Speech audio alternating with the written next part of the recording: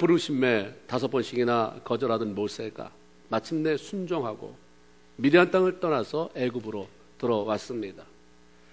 모세가 하나님의 부름에 선뜻 네라고 대답하지 못하고 이리저리 핑계를 대며 고집을 피웠던 것은 하나님의 일을 하기 싫어서가 아니라 두렵고 자신이 없었기 때문이었습니다.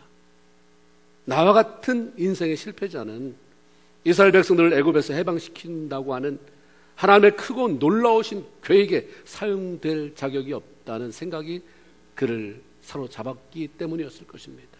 그래서 내가 누구이기에 바로에게 가며 내가 누구인데 이스라엘 백성들을 애굽에서 인도해낼 수 있단 말입니까? 나는 본래 말을 잘 못하는 사람입니다. 하나님 제발 보낼 만한 사람을 보내십시오 라고 자꾸 대답을 회피해 갔던 것입니다. 그런데 하나님께서 함께 해주시고 말을 잘하는 형 아론을 붙여주셔서 더불어 일할 수 있게 하시겠다고 하기에 더 이상 못하겠다는 말을 적고 순종의 자리로 나아갈 수가 있었습니다. 순종하겠다고 결단하고 나서는 내가 순종해야 되나 말아야 되나, 이걸 한다고 대답해야 되나 말아야 되나, 그런 상황 속에서 결단하고 나가는 것이 힘들지 일단 순종하고 나가면 그 다음은 하나님께서 일하실 것이기 때문에 함께 한다고 했고 도와준다고 했고 그렇기 때문에 모든 일이 막힘없이 잘 풀려나가게 될 줄 알았습니다. 그런데 처음부터 벽에 부딪히는 거예요.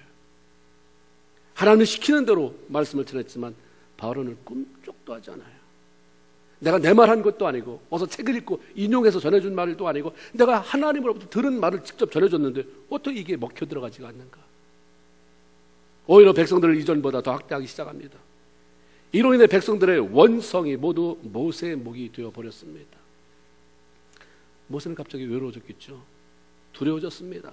막막해져 버렸습니다. 내가 무엇을 할 수 있을까? 나를 통해 하나님께서 하시고자 하는 일들이 제대로 이루어질 수 있을까 하는 마음속 깊이 숨겨두었던 막연한 걱정이 하나님의 일을 시작하자마자 부정적인 결과로 나타나니 얼마나 힘들었겠어요. 어쩌면 모세의 마음에 그때 내가 조금 더 버텼어야 되는데 5번이 아니라 7번, 10번 나 못한다 끝까지 내가 그렇게 발을 내밀었어야 되는데 이러면서 후회했는지 모르겠어요. 그러나 후회하기에는 이미 늦어버렸습니다. 누구도 원망할 수 없게 돼버렸어요. 그래서 모세는 하나님 앞으로 나아가서 하나님 어찌하여 나를 보내셨습니까? 부르짖으며 깊은 탄식을 쏟아냈어요. 하나님께서 시킨 대로 했을 뿐인데 결과는 바로가 이스라엘 백성들을 더 학대하는 것이고 하나님도 가만히 계시잖아요. 뻔히 보시면서도 거기 나서서 날 도와주는 것도 없고 백성들의 구원을 위해서 아무것도 하지 않고 도대체 내가 이제는 어떻게 해야 하는 것입니까? 라고 절규합니다. 힘들게 결단하고 나서 순종이 무슨 의미가 있냐는 거죠. 우리 예수 믿으면 순종하세요. 순종하세요. 순종이 제사보다 낫습니다. 순종했어요. 뭐가 달라졌는데? 내 삶에 무슨 유익이 있는데? 우리가 순종하지 않고 내 마음대로 살아감으로 어려움을 겪으면 그런 것들은 힘들지만 순수히 받아들이게 돼요. 왜? 내가 잘못했으니까. 하나님이 치신다며 잘못하면 그러니까 그러나 보다 끝 하나님의 회개하는 기회로 삼게 됩니다. 그런데 문제는 그때는 그랬지만 지금은 아니거든. 내가 마음에 결단했어요. 하나님 말씀에 순종하기로 결단하고 부족하지만 나름대로 애를 쓰고 안 보던 성경도 들추고 못하던 기도도 하나님 앞에 작정하고 기도하고 그렇게 살아가고 있는데도 불구하고 뜻하지 않는 어려움이 찾아오고 막 살 때는 찾아오지 않던 것들이 어떻게 내가 좀 마음을 잡아볼까 또 잡고 나니까 이런 문제가 터지나. 그리고 가지고 있던 문제도 더 악화될 때에 혼란스러워지지 않을 수가 없는 거죠. 해결되지 않는 갈등 속에서 믿음이 약한 사람은 신앙생활을 해나갈까 말아야 될까 이 자체가 흔들리는 위기에 빠지게 되는 것입니다. 도대체 무엇이 문제인가? 이런 풀리지 않는 숙제가 우리를 답답하게 만들죠. 그런데 오늘 본문은 우리의 순종이 하나님의 일을 성취시키고 삶 가운데 아름다운 열매가 맺히게 만들기 위해서 어떻게 해야 하는지에 대한 도전을 주고 있습니다. 우리의 순종이 하나님의 일을 성취시키고 우리의 삶 가운데 아름다운 열매가 맺혀지게 만들기 위해서 꼭 필요한 것이 있다고 한다면 그 자리에 머물지 말고 영적인 싸움에서 승리하라고 하는 거예요. 순종이 제대로 이루어지기 위해서는 언제나 그 자리에 싸움이 생겨납니다. 모세가 하나님 앞에 순종하는 데 있어서 가장 큰 걸림돌은 자기 자신이었어요. 부인이 당신 그거 하면 안 된다라고 말하지 않았어요. 자식들이 아빠 우리들도 생각해야지 어떻게 80이나 된 나이에 애굽의 지도자가 된다고 애굽으로 갈 수 있습니까? 안 됩니다. 이런 말 하지 않았어요. 누구도 말린 사람 없었어요. 하나님의 부르심에 순종하는 데는 내가 제일 걸림돌이었어요. 자기 자신이. 하나님도 괜찮다고 하고 80 괜찮다? 나이가 문제가 아니다. 나 이런 문제가 있는데 괜찮다. 말 못하 괜찮다. 말 못하는 것도 괜찮다고 그러고 다 괜찮다고 그래요. 아마 다른 사람들도 인정했을 거예요. 그런데 자신만 과거 실패 경험에 묶여서 스스로 정죄하고 철학에 만들어서 결단하게 하지 못한 거지요. 사도 바울이 갈라디아서 2장 20절에 내가 그리스도와 함께 십자가에 못 박혔나니 그런즉 이제는 내가 사는 것이 아니요 오직 내 안에 그리스도께서 사시는 것이라. 이제 내가 육체 가운데 사는 것은 나를 사랑하사 나를 위하여 자기 자신을 버리신 하나님의 아들을 믿는 믿음 안에서 사는 것이라고 고백한 것처럼 자아가 죽어져야 나와의 싸움에서 이기게 됩니다. 자신의 상처, 아픈 기억들, 좌절됨, 실망스러움, 남이 아닌 나 자신에 대한 분노, 너 그것밖에 못하냐, 드러내고 싶지 않은 그런 자존심 등 모든 것을 십자가에 못 박고 오직 하나님께서 원하시는 기뻐하시는 대로만 살아가겠다는 결단이 서야 진정으로 순종의 자리에 나갈 수 있게 되는 거죠. 자신이 죽어지지 않으면, 자아가 죽어지지 않으면 머리로는 순종이 되는데 예수 믿고 내가 지금 집사인데 권사인데 장로인데 목사인데 그렇게 살아야지. 근데 내가 죽어지지 않으면 몸이 말을 안 들어요. 삶이 말을 안 들어요. 몸이나 삶이 순종의 자리를 못 나가게 하는 것입니다. 죽어져야 자신과의 싸움이 끝나고 갈등 대신 자유롭게 하나님이 원하시는 일에 순종하며 살아갈 수가 있게 되는 것입니다. 물론 육체가 죽어서 이 땅을 떠나게 되면 다 끝나겠죠. 그러나 내 육체가 살아있지만 내가 내 자아를 죽이고 살아가는 그 기쁨, 내가 죽음으로 말미암아 주님이 내 안에 점점 살아나시는, 점점 충만하게 채워지는 것들을 우리가 이 땅에 살아가는 동안 경험해봐야 되지 않겠습니까? 그런데 우리가 스스로를 예수 그리스도의 십자가에 못 박고 내 안에 주님이 사시도록 결단하고 자신과의 싸움에서 이기고 순종의 자리에 섰다고 해서 저절로 모든 일들이 계획하는 대로 술술술 풀려나가지는 않는다고 하는 것입니다. 우리의 순종을 통해서 하시고자 하는 하나님의 일들은 모두가 다 살리는 일입니다. 나를 살리고 너를 살리고 우리 교회를 살리고 사회를 살리고 인류를 살리고 변화시키고 사단의 권세를 깨트리고 하나님의 영광을 드러내는 것이기 때문에 그 배후에는 항상 사탄의 개입이 있게 되는 것입니다. 이 말씀은 순종을 해도 내가 원하는 대로 안 되는, 내가 원하는 대로 되지 않게끔 태클을 거는 존재가 있다고 하는 거죠. 우리는 이 사단의 방해에 맞서서 영적인 싸움을 해야만 합니다. 나 요즘 성경 읽는데, 나 요즘 교회 잘 나가고 있는데가 아니라 거기서 더 나가야 되는 거예요. 그렇게 순종했느냐? 그럼 싸워라. 네가 이제 절적으로 하나님 편인 것을 보여줘라. 겉으로 드러나는 현상에 따라서 웃고 울고 기뻐하고 좌절하기보다 배후에서 제동을 걸어오는 흑암의 권세와 싸워서 승리를 가져올 때 우리의 순종이 의미가 있어지는 것이고 그 다음에 열매가 맺혀지는 것입니다. 본문에 나타나는 바로는 하나님을 대적하는 사단의 모습을 반영하고 있습니다. 바로를 통해서 보여지는 사단의 특징이 뭡니까? 하나님을 무시하고 하나님의 말씀에 전혀 관심이 없다는 거예요. 자신과의 싸움을 끝낸 모세는 순종하고 바로 앞에 서서 하나님께서 시킨 대로 내 백성을 보내라. 그러면 그들이 광야에서 내 앞에 절기를 지킬 것이다 라는 메시지를 전했어요. 얼마나 당당하게, 얼마나 기대감을 가지고 얘기했겠어요. 하나님의 말씀이니까. 난 전했을 뿐이지 하나님의 말씀이니까 하나님이 뭔가 하실 것이다. 그런데 2절에 바로가 이렇게 대답합니다. 여호와? 여호와가 누군데? 여호와가 누구이기에, 하나님이 누구이기에 내가 그의 목소리를 듣고 이스라엘을 보낸단 말이냐? 난 여호와를 알지 못한다.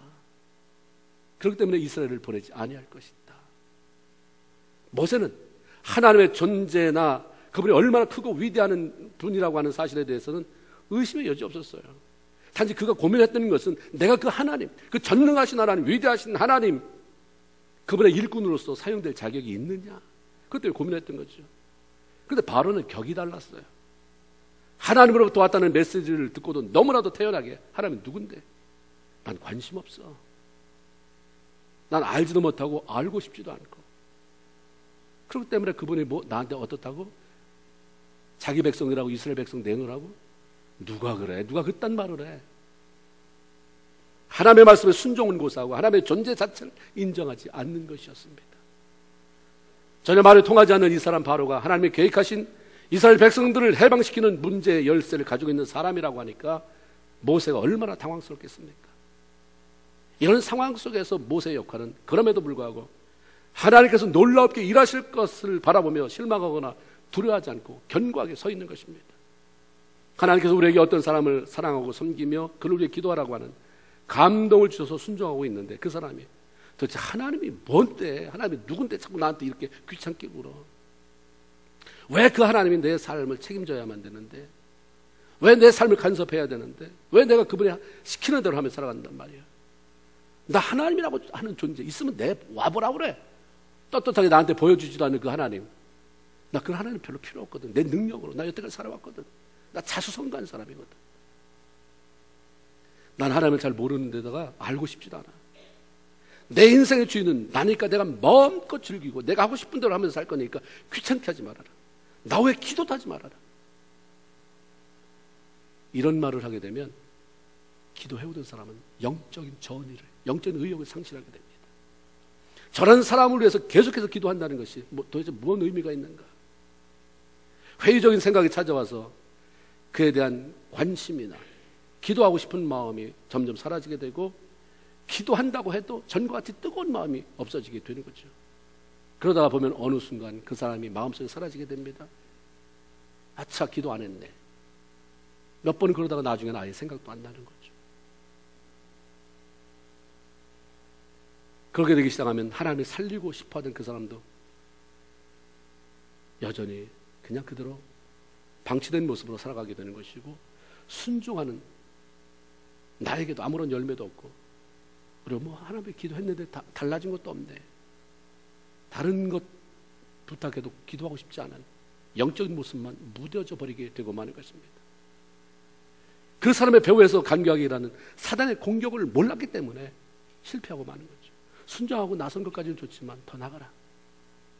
언제까지 순종해야 되냐면 이길 때까지, 그 일이 성취될 때까지. 잠깐 나선 것은 신용하는 거예요. 나 해봤는데, 나 화해하려고 시도해봤는데, 내가 화해하려고 시도해보라고 순종하라는 것이 아니라 완전히 제가 사랑 안에서 녹아질 때까지 나가라고 너를 부른 것이다. 우리는 변명하기 위해서 일해요. 변명거리를 만들기 위해서 일할 때가 참 많아요. 만일 사단의 공격을 알고 묵묵히 그 자리에 서서 변함없이 사랑하고 기도하고 나가면 그가 살아나게 되는 것, 변화되게 되는 것을 반드시 보는 날이 오는 거거든요. 하나님의 능력을 경험하게 되니까 내 영적인 것이 충전되게 돼요. 충만하게 되는 것입니다. 나 같은 연약한 자의 기도도 하나님이 응답하시는구나. 그런데 이런 것들을 경험해 보지 못하니까 늘 그 자리고, 세월이 지나면 지겨워지는 거예요. 수도 없이 똑같은 기도를 해왔는데 아무것도 달라지는 게 없으니까 얼마나 신바람 나겠어요? 신바람, 무슨 신바람이에요? 그러니까 그렇게 오래 예수 믿어도 회의적이 되는 거예요. 아무리 하나님을 무시하고 그 하나님의 말씀에 순종하려고 하는 나를 우습게 여기거나 무시한다고 해도 감정에 흔들리지 않고 견고해 서서 끝까지 말씀에 순종해 나가면 하나님이 하시고자 하는 일들이 나를 통해서 일어나게 되는 것이고, 우리의 삶에도 하나님의 보상하시는 축복의 열매들이 있게 되는 것입니다. 특별히 사단은 쉽게 물러서지 않아요. 상황을 더 악화시켜버립니다. 모세가 다시 한번 바로에게 우리가 광야로 사흘 길쯤 나가서 우리 하나님 여호와께 제사를 드리려고 하는데 가도록 허락해 달라라고 말합니다. 그런데 그 결과 바로에게서 나온 말은 일 잘하고 있는 이스라엘 백성들 괜히 충동해서 일 쉬게 하지 말고 물러가서 너 할 일이나 해라. 니들 할 일이나 하라. 모세와 아론에게 그렇게 얘기를 하죠. 그러고는 그들이 있는 자리에서 감독관에게 이스라엘 백성들에게 다시는 벽돌에 사용할 집을 주지 말고 스스로 주어서 사용하게 만들되, 주어서 사용하면서 만들지만 생산해내는 벽돌의 숫자는 이전과 똑같이 해라, 이런 명령을 내립니다. 애굽 사람들은 건축할 때 나일강에서 퍼낸 진흙을 개어서 벽돌로 만든 다음에 햇볕에 말려 사용했어요. 우리나라도 옛날에 시골에서 그렇게 했거든요. 저도 흙벽돌 많이 만들어 봤어요. 흙벽돌 개가지고. 그런데 이게 금방 깨지니까, 깨지는 걸 막기 위해서는 볕단을 소주 끓일 때 쓰는 것처럼 이렇게 끊어요. 다 잘라서 섞어서 믹스하거든요. 그럼 단단해져요. 그 서로 집단 자른 것들이 집이 엉겨져 가지고 그 흙을 지탱해 주니까 더 오래 가거든요. 균열되는 것도 덜해요. 이스라엘 백성들에게 집을 공급해 줬어요. 튼튼한 벽돌을 만들려고 집은 다 공급해 줬습니다. 그래서 벽돌을 만들겠지만 이제는 스스로 구워다가 벽돌을 만들려고 하는 것입니다. 나일강 주변의 넓은 농지에는 추수 후에 볕단이나 집이 엄청나게 널려 있긴 했지만 그 뜨거운 태양볕 아래서 이 집을 줍는다는 것, 그것은 수많은 수고와 시간이 요구된 일이었습니다. 그러면서도 생산해내야 되는 벽돌 숫자를 맞춘다는 것은 이건 보통 일이 아니에요. 그렇게 하는 이유에 대해서 바울은 이렇게 말합니다. 그들이 게으르다, 우리로 가서 하나님 앞에 제사 드리자 이렇게 하니 다시는 그런 말 꺼내지 말도록 일을 힘들게 시키고 바쁘게 만들자, 이 의도였습니다. 하나님이 누구인지 난 모르기 때문에 이스라엘 백성들, 우리에게 너무나도 소중한 일꾼으로서의 이스라엘 백성들을 내보낼 수 없다라고만 하던 바로가 이제는 더 나가서 이스라엘 백성들을 학대합니다. 바로는 단지 이스라엘 백성들을 내보낼 때 자기 나라를 위해 일해오던 수많은 인력이 빠져나가 엄청난 손해가 생길 것 때문에 두려워했습니다. 그러나 사단은 그게 아니에요. 이스라엘 백성들이 애굽을 떠나서 하나님이 약속하신 가나안 땅에 들어가 정착하고 살면, 나라를 만들어 놓고 살게 되면 어떤 일이 생기게 될지, 하나님의 영광을 위해서 어떤 일이 생기게 될지, 그리고 사단의 왕국에 어떤 치명적인 그런 공격이 가해지는지를 미리 알기 때문에 두려워하면서 바로를 사용해 그것을 막으려고 몸부림쳤던 거죠. 하나님이 하시고자 하는 모든 일들은 사람을 살리고 복되게 하는 것에 비해서 사단이 하는 일은 하나님을 대적해서 사람을 죽이고 망하게 만드는 것입니다. 그러니까 사단은 있는 힘을 다해서 끈질기게 하나님의 일을 방해하죠. 사단이 감히 하나님을 대항할 수는 없지만 하나님이 사랑하며 세운 종들, 하나님의 말씀에 순종하며 살려고 하는 하나님의 사람들을 협박하고 두렵게 해서 더 이상 하나님의 일에 관여하지 못하도록 만들 수는 있죠. 너 기도하는데도 그렇지 않냐? 또 순종한다고? 너 해봐야 봐라. 문제는 더 심해지지 않느냐? 사단은 다 된 밥에 재뿌리려고 몸부림쳐요. 그러나 그 배후를 그 넘어서 사단이 다 된 밥에 밥을 뿌리려고 해도 그걸 막아 쓰시고 그 다음에 다 된 밥을 먹게 하시는 그 순간까지 우리를 인도하신 하나님을 바라보는 것이 더 중요한 줄로 믿습니다. 그 백성들을 더 괴롭게 해서 모세와 백성들 간의 갈등을 일으키게 만들어요. 이로 인해서 모세가 더 이상 이스라엘 백성들을 애굽에서 해방시킨다는 하나님의 일에 손을 떼게 만들려고 했던 것이죠. 배후에 계시는 하나님은 보이지 않는 데 비해서 사단의 공격이 너무 구체적으로 다가오면 사람들은 두려워하며 쉽게 무너집니다.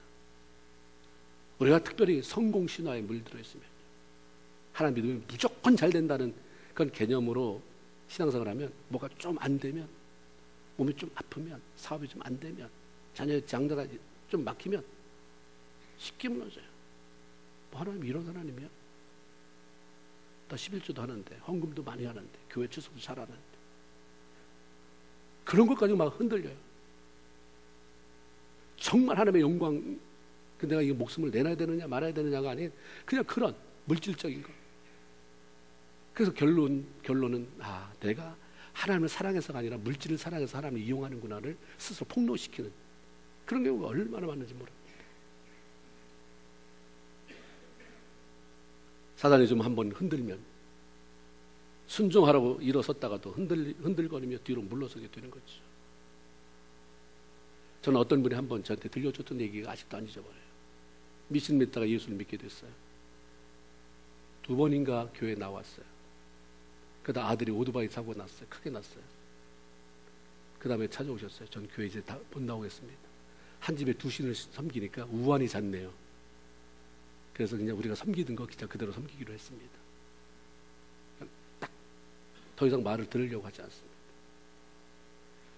사단은 이런 거를 자꾸 예수 믿는 사람 가운데서도 너 믿는다는 폼은 멋지지만 네 속은 비어있다. 그럼 내가 왜 그런지 알려줄게 하면서 자꾸 너 그래서 그래 해봐야 소용없다. 그 에너지를 네가 하고 싶은 일을, 네가 즐기고 싶은 일을, 네가 돈 버는 일을 써라. 자꾸 하나님과 멀어지게 하고 나중에는 살았으나 죽은 자가 되게 만드는 거죠. 사단이 아무리 무섭게 울부짖어도 하나님의 일은 절대로 포기되지 않습니다. 그러나 하나님이 사용하시고자 세운 하나님의 일꾼들, 하나님의 사람들이 흔들리고 좌절하고 포기해버리면 하나님의 계획과 하나님이 하시고자 하는 일들에 엄청난 타격을 받게 됩니다. 그러니까 사단은 끈질기게 사람을 협박해요. 끈질기게 두려워요. 두렵게 만들어요. 끈질기게 포기하게 만들어요. 저의 하나님은 내가 상대할 수 없는 대상이지만 전 사람이다. 저 하나님 믿는다고 하면서도 하나님을 그렇게 신뢰하지 않잖아. 그러니까 내가 협박하면 협박에 넘어갈 것이다. 내가 몇 번 으르렁거리면 내가 하나님의 손에 묶여있는 존재라고 하는 것을 모르는지 그 으르렁 소리에 그러니까 기겁을 하면서 내 품 안으로 돌아올 것이다. 그러니까 끈질기게 도전하는 거예요. 사단과의 영적인 싸움에서 승리란 대단한 것이 아니에요. 쉽게 포기하지 않고 하나님께서 원하시는 일을 볼 때까지 실망하지 않고 기도하며 계속 순종해 가는 것입니다. 나를 통해서 영광을 받으신다는데 지금 이게 영광 받으신 거니까? 아니다. 그럼 아직 멀었다. 그럼 내가 계속 기도하며 나가리라. 내 사업을 통해서 사람이 영광 받으신다면 지금 이게 영광을 받으시는 건가? 아닌가?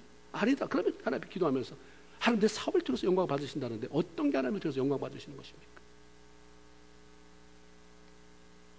포기하지 않고 하나님이 이루시도록 계속 기도해 나가도 그 끈질김에 사단은 두 손을 들 때가 많은 거죠.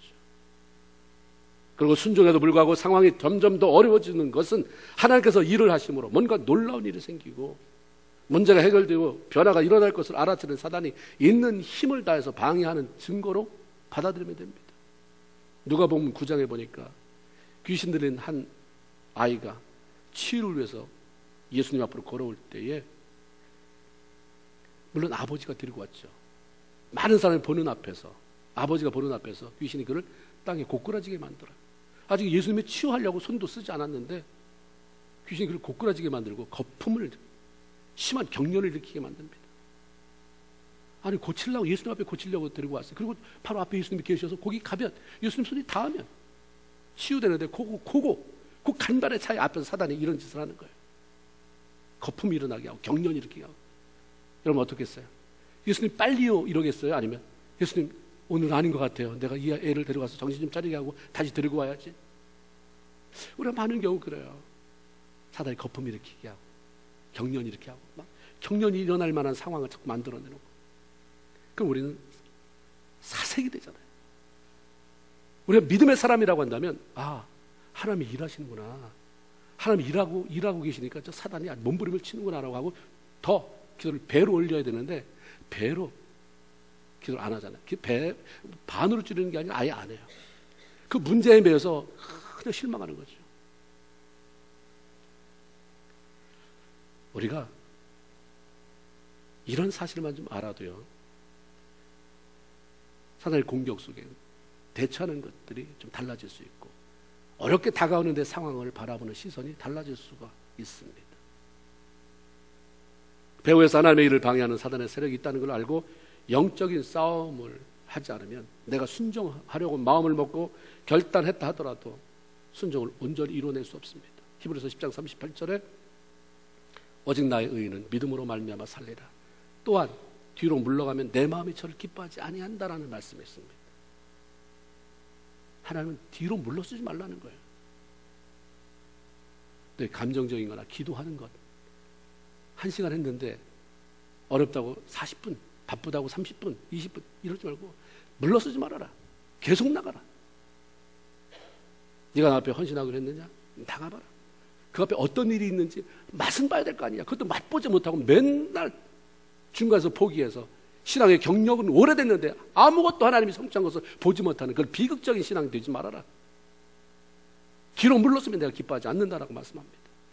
절대로 실망하며 뒤로 물러서지 말고 변함없는 기도와 순종으로 싸움에 나가 결국 승리를 맛보는, 승리를 통해 맛보게 된 그 열매가 여러분의 삶 속에 구체적으로 나타나는 것을 여러분이 경험하고 나눌 수 있게 되기를 주님의 이름으로 축원을 드립니다. 특별히 갑작스러운 삶의 변화로 인해서 당황한 것은 이스라엘 백성들이었습니다. 집도 주지 않고 주어서 사용하라면서 그 양은 전과 같이 뽑아내라 이렇게 명령하니 적응이 안 됐어요.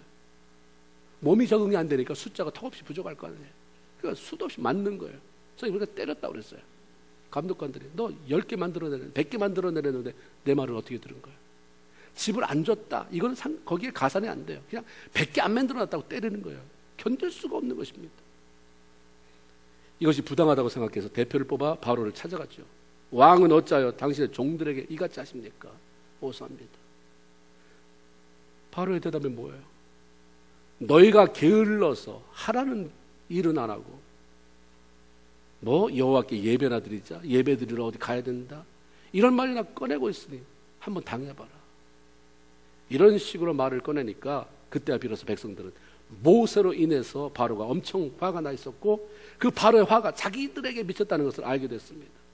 더 이상 바로와의 대화, 타협이 의미 없음을 안 백성들이 밖으로 나갔을 때에 모세를 만나죠. 거기서 자신의 분노, 그 아픈 고통받았던 것을 다 모세에게 쏟아붓는 거예요. 아론에게 쏟아붓는 거예요. 21절에 이렇게 말합니다. 너희가 우리를 바로의 눈과 그의 신하의 눈에 미운 게 되게 만들어버렸다. 그리고 그들의 손에 칼을 주어서 우리를 죽이게 하는도다. 우리를 도와준다더니 바로의 손에 칼 쥐어주려 왔느냐. 이렇게 얘기를 하죠.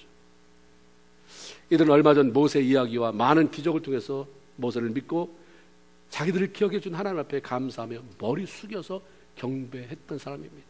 성경에 그렇게 기록이 되어 있잖아요. 모세를 믿고 자기를 기억하신 하나님 앞에 머리 숙여 경배하더라. 모세라고 하는 사람은 자신을 해방시키라고 보낸 하나님의 종이라고 하는 사실을 분명히 알고 있었어요. 근데 위기를 만나니까 자기 필요할 때, 관계가 괜찮을 때는 머리 숙여, 그리고 고마워하고 듣겠다고 하더니 위기를 만나니까 전혀 딴 사람으로 돌변합니다. 내가 불리한 위치에 처하니까 마치 모세가 자기를 죽이려고 작정을 하고 나선 사람처럼 그를 대적합니다. 모세와 이스라엘 백성들의 공공의 적은 바로 바로예요. 그렇다면 자기들끼리는 최소한 서로 좀 부족하더라도 다듬어주고 덮어주고 이해해주고 힘을 실어줘야 되는 것입니다. 모세가 자신들을 위해서 일하고 있다는 것을 알았으면 비난 대신 얼마나 당신 힘들겠느냐. 바로가 저렇게 강박하니 우리도 기도로 보탤 테니까 힘내라. 이렇게 말해줘야 되는 거 아닙니까? 그런데 그 하나 잘못했다고 그냥 달려드는 거예요. 이게 인간이에요. 그 사람은 기대할 대상이 아니라 사랑할 대상인 것입니다. 많이 뭘 기대하지 마세요. 그냥 사랑하세요. 그냥 사랑하는 일. 사랑하는 일을 하면 되는 거예요. 그런데 이스라엘 백성들은 지금 당장 자신의 피해, 어려움 당한 것 때문에 창차 자기들을, 이스라엘 백성들을 인도해낼 모세를 대적하며 악한 말을 퍼붓고 있죠. 이들 말을 다 들은 모세가 하나님 앞으로 나가 쏟아놓은 것이 바로 어찌하여 나를 보내셨습니까? 왜 나를 이거 시키셨습니까? 그거예요. 그 말을 하지 않게 만들면 참 좋죠. 백성들이 그 말 하지 않게. 왜 하필이면 나에게 이런 일을 시키셨습니까? 이스라엘 백성도 모세도 바로의 완악한 모습의 마음을 뺏겨서 전적으로 하나님을 신뢰하지 못했던 거죠. 그래서 두려움이 컸습니다. 원망이 컸어요. 이걸 보면 모세도 처음부터 대단한 믿음을 소유하지는 않았던 것 같습니다. 그런 하나님이 시키는 일을 해가면서 믿음을, 하나님을 신뢰하는 법을 배워갔고 벽에 부딪히고 깨어져 가면서 욕을 얻어먹어가면서 더 하나님을 신뢰하고 제대로 순종하는 자리로 나갈 수가 있었던 것입니다. 아무것도 하지 않으면 편할지는 모르지만 배울 수가 없고 자라날 수 없어요. 아무것도 일하지 않는 사람은 자라나는 자리가 아니라 남을 비난하는 자리에 설 수밖에 없어요. 봉사하지 않으면 욕하는 자리에 서게 돼요. 그러나 봉사하면 욕 먹어가면서 깨지면서 그 사람이 상상할 수 없을 만큼 믿음이 자라는 거예요. 영이 자라는 거예요. 내면이 깊어지는 것입니다. 편한 자리에 있지 마세요. 일부러 힘든 자리를 찾으십시오. 교회를 손님처럼 오지 마세요. 내가 헌금을 내서 파킹장이 아름답게 고쳐졌다에 만족하지 말고 내가 하나님의 영광을 위해서 하나님의 전을 위해서 성도들 위해서 땀을 흘렸다고 하는 그 자리를 스스로 찾아가세요. 그러면 열심히 일하면서도 욕을 얻어먹어줄 때 그 안타까움, 그런 말할 수 없는 마음의 아픔, 그러면 주님을 이해하게 되고 그러면서 내면이 깊어지고 일해야, 부딪혀봐야, 깨져봐야 주님의 심정을 알게 되고 영성이 풍부해지는 것입니다. 일하는 자리로 나가세요. 어려운 자리로 찾아 나가세요. 손님 되지 마세요. 우리의 순종이 하나님의 일을 성취시키고 삶 가운데 아름다운 열매를 맺히게 만들기 위해서 꼭 필요한 또 하나의 요소는 환경이 어떠하든지 어떻게 변하든지 하나님에 대한 신뢰와 인내를 놓치지 않는 것입니다. 하나님은 절대 할 수 없는 것을 우리에게 순종하라고 명령하시는 분이 아니에요. 내 수준만큼 요구하세요. 여러분 수준에 넘어서 해봐야 수준만큼 해도 안 하는데 수준 넘어서 하면 그 자리에서 기절해버리니까 아예 시키지도 않아요. 신명기 30장 11절에 내가 오늘날 내게 명한 이 명령은 내게 어려운 것도 아니고 먼 것도 아니다. 난 네가 그렇게 어려운 일 시키지 않는다. 왜 그러냐면 안 하려고 드니까. 신경 쓰지 않으려고 드니까. 어려운데 욕먹지 않으려고 하니까 그래서 다 이것 빼고 저것 빼고 하니까 할 게 없는 것이지 주님이 기뻐하신다면 어딘 가겠습니다. 그러면 뭐든지 하겠습니다. 그러면 내 수준에 맞는 거 하나님 허락하시는 거예요. 내게 어려운 것도 아니고 얼마나 이런 핑계를 많이 댔으면 하나님 아예 신명기에다 그 못을 박아놨어요. 내가 네게 시키는 것은 네가 하기 어려운 거 아니다. 네가 손만 뻗치면 다 할 수 있는 먼 데 있는 것도 아니다. 하나님 우리가 뭐 하늘 만한 것을 순종하라고 하시지 못할 것을 순종하라고 시키지 않습니다. 하나님은 말씀하신 것을 반드시 이루시는 분입니다. 하나님의 약속은 우리가 비록 더디다고 생각할지라도 반드시 이루어지고 성취되게 만드는 분이에요. 하박국 2장 3절 4절 이 묵시는 정한 때가 있나니 그 종말이 속히 이르겠고 결국 거짓되지 아니하리라. 비록 더딜지라도 기다리라. 지체되지 않고 반드시 응하리라. 하나님 어떤 일을 여러분에게 순종을 원하셨습니까? 그 일이 반드시 성취될 일을 여러분에게 시키는 거예요. 그렇기 때문에 기쁨으로 순종했는데 왜 아직 이런 어려움이 있지? 기다리세요. 기도하며 나가세요. 보라 그의 마음은 교만하여 그 속에서 정직하지 못하나 의인은 그의 믿음으로 말미암아 살리라. 하나님은 자신이 계획하신 일들을 반드시 이루시는 분이기 때문에 그 하나님을 믿음으로 신뢰하고 인내하며 나가기를 원하십니다. 6장 1절에 보면 하나님은 단식하며 부르짖는 모세를 찾아오셨어요. 그러면서 네 믿음이 이것밖에 안 되냐라고 야단치지 않고 모세야 이제부터 내가 바로에게 하는 일을 내가 볼 것이다. 내가 어떻게 일하는지 이제 네가 보게 될 것이다. 나의 강한 손으로 바로를 어떻게 다루는지, 그래서 바로가 어떻게 너희를 보내게 되는지 볼 것이다. 강한 손으로 말미암아 바로가 이제는 나가라가 아니라 너희를 쫓아낼 것이다. 제발 좀 이 화근 덩어리들아 좀 나가달라 말할 순간이 올 것이다. 무슨 말이에요? 어렵지만 야, 다 끝난 게임 아니다. 실망하지 말아라. 난 이제 시작하려고 하는데 너는 벌써 실망했냐? 보세요. 이제부터 하나님이 강한 손으로 일한다고 했는데 모세는 벌써 실망했잖아요. 하나님이 일하기도 전에 실망할 수가 얼마든지 있는 거예요. 아직 하나님이 일하려고 들지도 않았는데 벌써 실망하고 접어드니 하나님은 언제 일하시라는 거예요? 하나님 지금 일하시려고 하는데 어찌하여 나에게 그건 좀 접어두고 하나님 이런 상황에 내가 어떻게 해야 됩니까? 물어봐야 되잖아요. 결국 하나님이 승리하는 것을 보게 될 것이라고 하는 말씀이에요. 사도 바울이 갈라디아서 6장 9절에서 우리가 선을 행하되 낙심하지 말지니 피곤하지 아니하면 때가 이름에 거두리라 말씀합니다. 순종이라고 하는 선을 행할 때 보여지고 나타나는 일로 인해서 낙심하지 않고 하나님께 대한 믿음과 신뢰로 끝까지 인내할 수만 있다면 하나님의 행하시는 놀라운 일 보게 되고 때가 되면 거두는 그런 열매가 반드시 생겨나게 될 것이라고 말씀하는 것입니다. 모세처럼 순종하고 나서도 해결되지 않은 수많은 문제들, 순종하면 할수록 더 어려워지는 일로 인해서 주여 어찌하여 나를 보내셨나이까 라고 외치고 싶은 순간들이 우리 삶에 얼마나 많이 있습니까? 그러나 포기하지 않고 끝까지 주님에 대한 신뢰와 인내를 가지고 영적 싸움을 치르면서 마침내 하나님의 행하시는 놀라운 일들을 경험하고 순종의 열매를 충분히 풍성하게 따내는, 그래서 순종했더니 하나님이 이런 거 주셨다라고 나눠줄 수 있는 저와 여러분의 모든 삶이 되기를 주님의 이름으로 축원을 드립니다. 하나님 감사합니다.